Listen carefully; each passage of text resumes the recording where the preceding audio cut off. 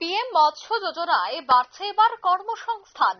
58 লাখ নতুন কর্মসংস্থান হয়েছে। হেক্টর প্রতি বেড়েছে মাছের উৎপাদন। দাবি কেন্দ্রের। বাড়ছে মাছ খাওয়ার চাহিদা। মাথা পিছু 12 থেকে 13 কেজিতে পৌঁছেছে। বিস্তারিত সে বিষয়ে জানবো। টেলিফোন লাইনে যুক্ত হয়ে গেছে প্রতিনিধি শেখ মনিরুল। মনিরুল, ঠিক কি জানতে পারছো? উৎপাদনে বিশ্বের দ্বিতীয়তম স্থানে রয়েছে ভারত। এটা মাস 2 আগেই পিআইবি তার প্রেস রিলিজ করে জানিয়েছিল। তারপর আজকে তারা মোটামুটি 2025 সালের যে হিসেব দিল, সেই 25 সালের হিসাব অনুযায়ী প্রধানমন্ত্রী মৎস্য সম্পদ যোজনায় 2025 সালে আগে যেটা 2024 সালে ছিল মাছ উৎপাদন তোমার হচ্ছে 3 টন, সেটা এখন হয়ে দাঁড়িয়েছে 4.7 টন হয়েছে। 2024 সালের এটা হচ্ছে ডিসেম্বর পর্যন্ত এই হিসেব।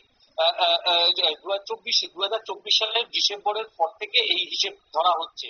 এবং যেটা তারা জানাচ্ছে যে ভারতে আগে তোমার হচ্ছে লক্ষ্যমাত্রা ছাড়িয়েছে হচ্ছে 58 লক্ষ, যেটা আগে ছিল হচ্ছে 53 লক্ষ। সেখান থেকে নতুন কর্মসংস্থান সমস্ত কিছু জেনারেট হয়েছে 58 লক্ষ, অর্থাৎ প্রায় 3.5 লক্ষর উপরে কিন্তু নয়া কর্মসংস্থান হয়েছে বলে দাবি করেছে পিআইবি। অন্যদিকে তোমার হচ্ছে হেক্টর প্রতি মাছের যে উৎপাদন, সেই হেক্টর প্রতি মাছের উৎপাদনও কিন্তু যেমন বেড়েছে, তেমনি মাছ খাওয়ার মানে প্রত্যেক মাসে মাথা পিছু যে মাছ খাওয়ার যেটা পরিমাণ, সেটাও প্রায় 3 থেকে 4 কেজি বেড়েছে বলে কিন্তু জানিয়েছে তোমার হচ্ছে পিআইবি। অর্থাৎ আগামী দিনে পিআইবি এই প্রেস রিলিজ দিয়ে তারা বোঝাতে চেয়েছে যে আগামী দিনে যদি মৎস্য চাষ করা যায় এবং প্রধানমন্ত্রী মৎস্য সম্পদ যোজনায় যদি ঋণ নিয়ে চাষ করা যায়, তাহলে ভারতের মহিলারা বা ভারত আরো সশক্তিকরণ হবে।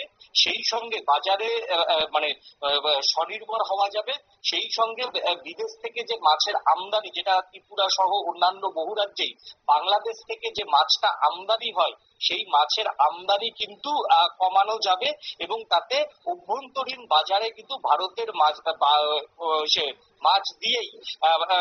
মাছ দিয়েই কিন্তু সেখানে স্বনির্ভর হলে আদতে দেশের লাভ বলে কিন্তু মনে করে কেন্দ্রীয় মৎস্য মন্ত্রক। ধন্যবাদ। অর্থাৎ বিশ্বের দ্বিতীয় স্থানে রয়েছে ভারত এবং বাড়ছে মাছ খাওয়ার চাহিদা। মাথাপিছু 12 থেকে 13 কেজি মাছ লাগছে বলে এখনো পর্যন্ত যে পরিসংখ্যান, তাই সেক্ষেত্রে মৎস্য চাষে আরো বিশেষ করে এবার জোর দিচ্ছে ভারত সরকার। নিয়ে নিচ্ছে ছোট্ট একটি বিজ্ঞাপন বিরতি, সঙ্গে থাকুন।